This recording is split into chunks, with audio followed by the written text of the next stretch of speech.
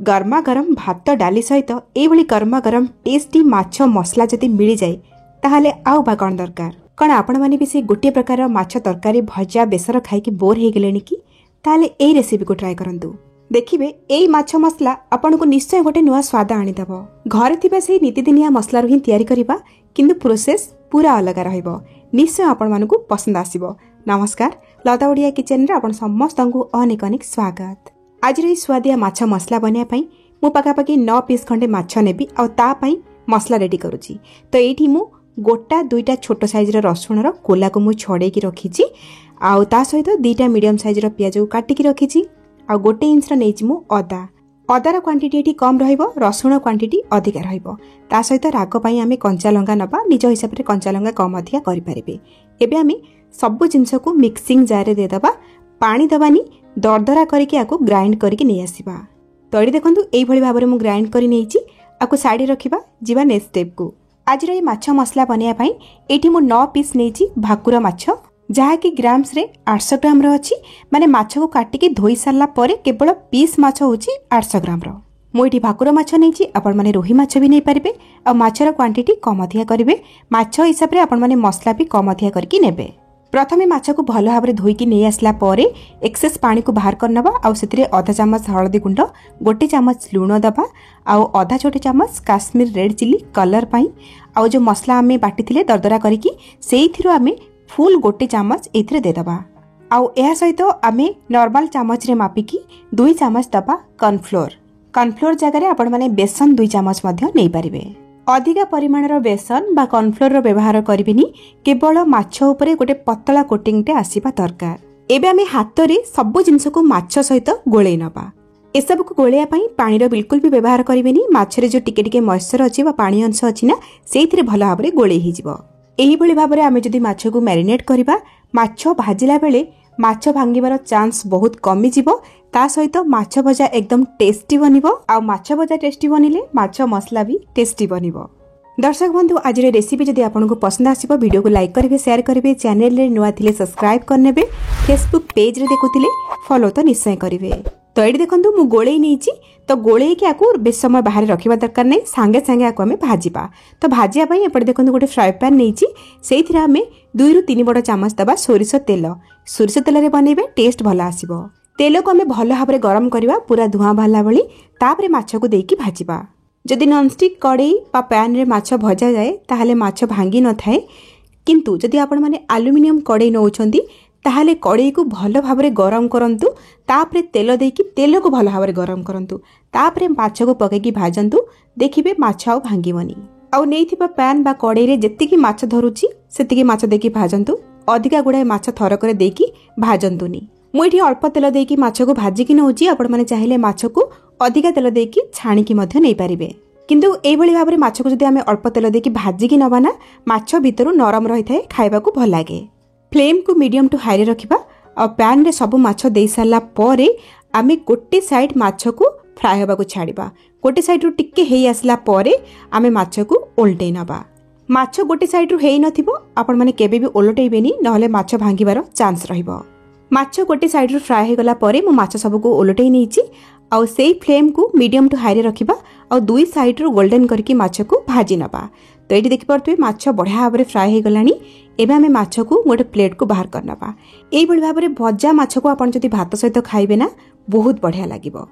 आउ एपटे देखंतु आउ किछि जिंस नेची माछ मसला को तयारी करिया पई। तो एठी देखंतु मु नेची 2टा मीडियम साइज रो पियाज, मुझे लंबा लंबा करी काटी नेची, अति पतला करी काटिबेनी, टिके मोटा रखिके काटिबे।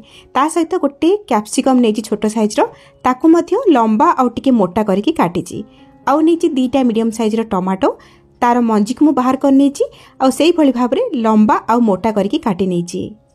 आ माछ भाजी सारला परे हमर पैन रे टिके तेल थिला, सेई तेल रे आमी प्रथमे पियाज आ कैप्सिकम को दबा।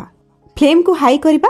हाई फ्लेम रे पाखापाखि 1 मिनिट पर्यंत एपट सेपट करके ए सब को भाजी नबा। तो कैप्सिकम पियाज को अति नरम करके भाजीबा दरकार नहीं, एथिरे हल्का हल्का क्रंचीनेस रहिबा दरकार, सेही भली भाजीबे। केवल एहार कंचा बास्नाटा जीवा दरकार।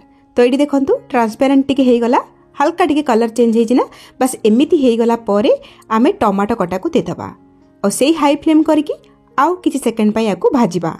ध्यान रखंतु बिल्कुल भी कौन सी जिनस को एठी अधिका नरम करके भाजबेनी। तो देखंतु ये फ्राए हो गला।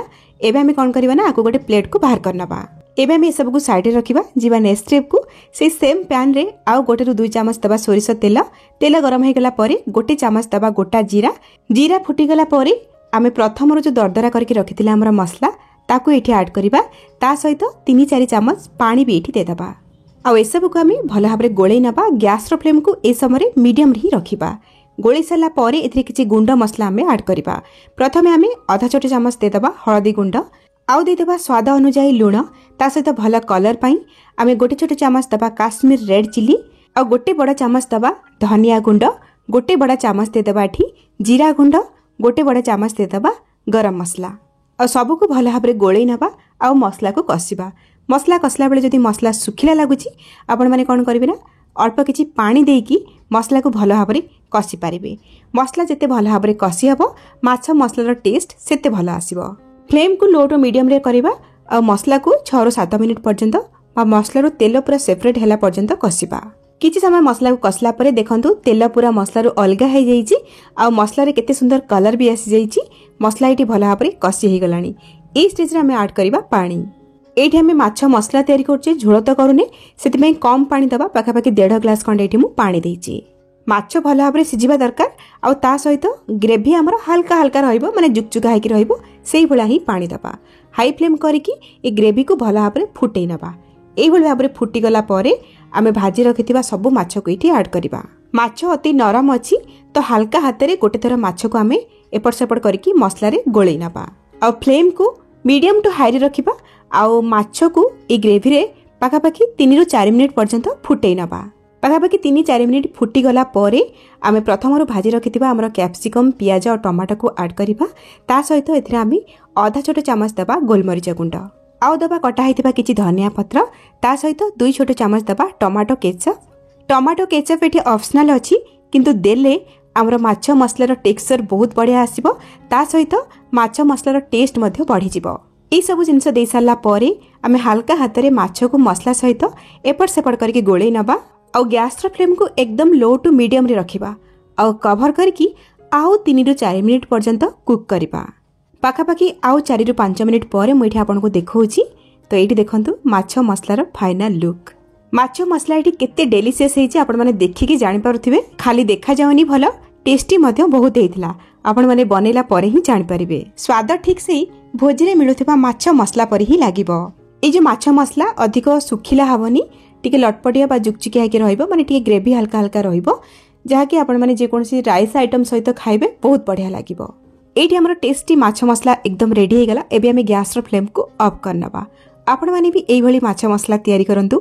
केमिति लागिला आपनक अनुभूति मो सहित शेयर करंतु। तले आज पई रहूची पुणी आसीबी आ गोटे नुवा रेसिपी नेकी। से पर्यंत रहिली नमस्कार बाय।